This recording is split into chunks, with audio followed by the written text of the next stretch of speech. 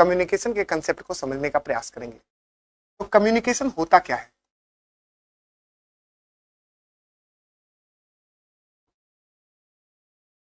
Communication वो process है जिसमें इनकोडिंग और डिकोडिंग होती है। इसमें सेंडर मैसेज को सेंड करता है एक मीडियम के द्वारा और रिसीवर उसको रिसीव करता है और रिसीवर उसका फीडबैक देता है। तो जो पूरी प्रक्रिया है यही कम्युनिकेशन कहलाता है। अब इसमें सबसे जो इंपॉर्टेंट चीज है वो है इनकोडिंग और डिकोडिंग। तो सबसे इंपॉर्टेंट चीज है इनकोडिंग और डिकोडिंग। इनकोडिंग और डिकोडिंग क्या होती है? तो जैसे ये पेन है, पेन का एक स्ट्रक्चर है और उस स्ट्रक्चर से पेन जो साउंड है वो इसे मैच हो गया है, जो हमारे दिमाग में एक स्ट्रक्चर के रूप में मैच हो गया है। ऐसे ही इस पेन का स्ट्रक्चर और इसका साउंड आपके माइंड में मैच कर गया। तो मैंने जैसे ही बोला पेन, आपने उसका अर्थ पेन समझा। मैंने किया इनकोड और आपने किया डिकोड। तो इस तरह से इनकोडिंग और डिकोडिंग होती है। अब इसमें क्या क्या एलिमेंट्स होते हैं? तो सबसे पहले इसमें होता है सेंडर। सेंडर मैसेज को इनकोड करता है। उसके बाद आएगा प्रोसेस में मैसेज, उसके बाद आएगा मीडियम और उसके बाद आएगा रिसीवर।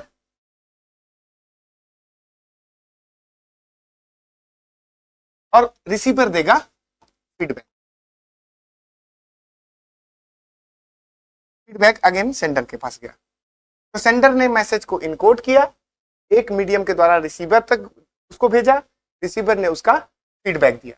ये जो पूरी प्रोसेस है इसी को हम कम्युनिकेशन कहते हैं। और एक बात और जान लीजिए, अगर हम इनकोड कर रहे हैं और आप डिकोड नहीं कर पा रहे हैं तो वो कम्युनिकेशन नहीं होगा। यानी अगर मैं किसी और लैंग्वेज में, ऐसी लैंग्वेज में बात करूं जिस लैंग्वेज को आप नहीं जानते हो, तो वहां पर कम्युनिकेशन नहीं होगा। कम्युनिकेशन के लिए इनकोडिंग और डिकोडिंग दोनों का होना जरूरी है। मैं चाइनीज में बोलूं और आपको समझ में ही ना आए तो उसका कोई मतलब नहीं है। तो इनकोडिंग और डिकोडिंग जो होना, दोनों का होना जरूरी है, तभी कम्युनिकेशन होता है, तभी कम्युनिकेशन संभव है। अब कम्युनिकेशन का एक मॉडल है जिसको लॉसवेल ने दिया था। लॉसवेल नाम के एक सोशल साइकोलॉजिस्ट थे जिन्होंने कम्युनिकेशन पे काम किया और उन्होंने एक मॉडल दिया जिसको लॉसवेल मॉडल के नाम से जाना जाता है, जो बहुत ही इंपॉर्टेंट मॉडल है।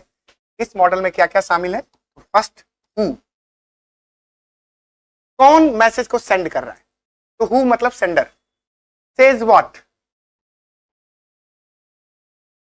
सेज व्हाट क्या कहता है, यानी कि मैसेज।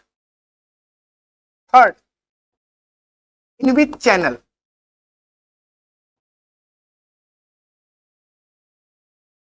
किस चैनल के माध्यम से। एंड फोर्थ, टू whom, किसे। And fifth, with what effect.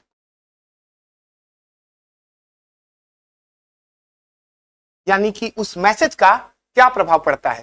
तो हु हो गया सेंडर, सेज व्हाट हो गया मैसेज, इन विच चैनल मतलब वही मीडियम, टू होम मतलब हो गया रिसीवर, विथ व्हाट इफेक्ट मतलब उसका क्या प्रभाव पड़ा, यानी उसका फीडबैक। लॉसवेल का ये मॉडल आता है। अगली बात करें कम्युनिकेशन के टाइप्स की। Types of communication.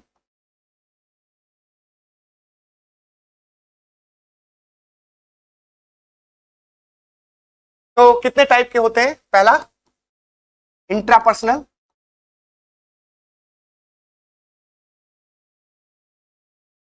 आप समझिएगा इंट्रापर्सनल का मतलब कि जब एक ही सेंडर हो और एक ही रिसीवर हो, यानी कि मैं ही सेंडर हूं और मैं ही रिसीवर हूं, तो ऐसा कम्युनिकेशन कहलाता है इंट्रापर्सनल।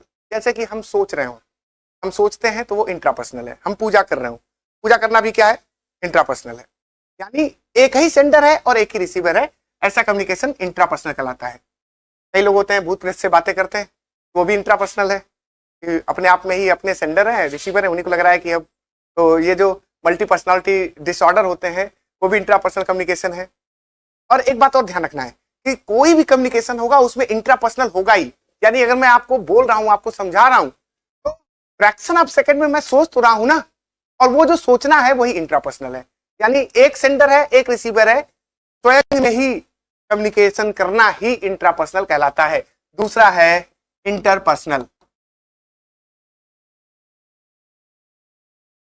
इंटरपर्सनल में एक सेंडर होता है और दूसरा रिसीवर होता है। जैसे कि मान लीजिए कि मैं किसी से बातें कर रहा हूं, या फोन पे बातें कर रहा हूं, या ऐसे नॉर्मल कन्वर्सेशन कर रहा हूं, तो इसमें मैं सेंडर हूं और दूसरा रिसीवर है। मैं इनकोड कर रहा हूं, वो डिकोड कर रहा है। तो ऐसा कम्युनिकेशन जिसमें दो लोग इन्वॉल्व हों, वो इंट्रापर्सनल होता है, सॉरी इंटरपर्सनल होता है। इंट्रापर्सनल में केवल एक है। Third, group. ग्रुप कम्युनिकेशन क्या होता है कि सेंडर एक होता है और बहुत सारे लोग उसको सुन रहे होते हैं, बहुत सारे ऑडियंस होते हैं जो उसको सुन रहे होते हैं, ये कहलाता है ग्रुप। जैसे टीचिंग भी एक ग्रुप कम्युनिकेशन का एग्जांपल है कि एक सेंडर है और बहुत सारे उसमें रिसीवर बैठ करके सुन रहे हैं। लेकिन हमेशा याद रखना, जो ग्रुप कम्युनिकेशन होगा उसमें एक जियोग्राफिकल बाउंड्री होगी, यानी एक ही जगह पर लोग बैठे होंगे। और अगर ये एक ही जगह लोग नहीं बैठे हो, जियोग्राफिकल डिफरेंसेस हो जाए, तो ऐसा कम्युनिकेशन मास कम्युनिकेशन हो जाता है। तो fourth type is the mass communication.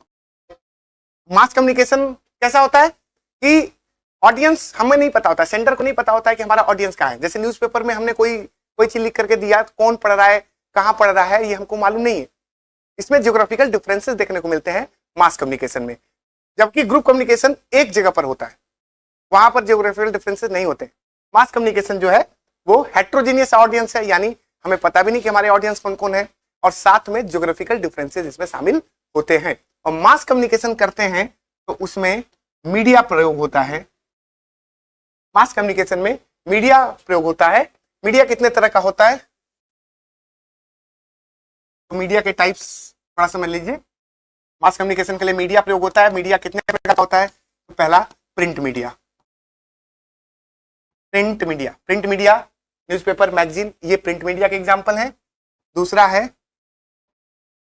Electronic media, radio और टेलीविजन, ये इलेक्ट्रॉनिक मीडिया के एग्जांपल हैं। थर्ड, सिनेमा भी एक मीडिया के रूप में जाना जाता है। Fourth, outdoor media. Outdoor media जो होर्डिंग्स होती हैं, जो बिलबोर्ड्स होते हैं, जो कियोस्क होते हैं, वो आउटडोर मीडिया होते हैं। न्यू मीडिया में सोशल मीडिया आती है ना। न्यू मीडिया में सोशल मीडिया आता है, और व्हाट्सएप हो गया, फेसबुक हो गया, ये सब न्यू मीडिया के एग्जाम्पल है। अच्छा, न्यू मीडिया जब से आया है तो एक टर्म बहुत फेमस हुआ है, वो है सिटीजन जर्नलिज्म। एक टर्म फेमस हुआ है, सिटीजन जर्नलिज्म। ये आप जानते रहिए कि हो सकता है कि ये कभी पूछ दे कि सिटीजन जर्नलिज्म क्या होता है, क्योंकि सिटीजन जर्नलिज्म बहुत इंपॉर्टेंट चीज है। न्यू मीडिया के आने से बहुत बड़ा है। इसको स्ट्रीट जर्नलिज्म भी कहा जाता है। आप समझिए कि बाकी जो मीडिया है वहां कोर मीडिया है ये, यानी वहां पर एक मीडिया हाउस है जहां से मैसेज को बनाया जा रहा है और मास में स्प्रेड किया जा रहा है। यहां तो जो ऑडियंस है वो खुद जर्नलिज्म कर रही है। जैसे आप ब्लॉग लिख रहे हो, यहाँ पर कोई मीडिया हाउस नहीं इन्वॉल्व है, आपका ब्लॉग लिखना सिटीजन जर्नलिज्म है, आपका यूट्यूब पर वीडियो बनाना सिटीजन जर्नलिज्म। तो न्यू मीडिया के आने से सिटीजन जर्नलिज्म को बढ़ावा मिला है। इस तरह से हमने कम्युनिकेशन के कंसेप्ट आपको समझाए।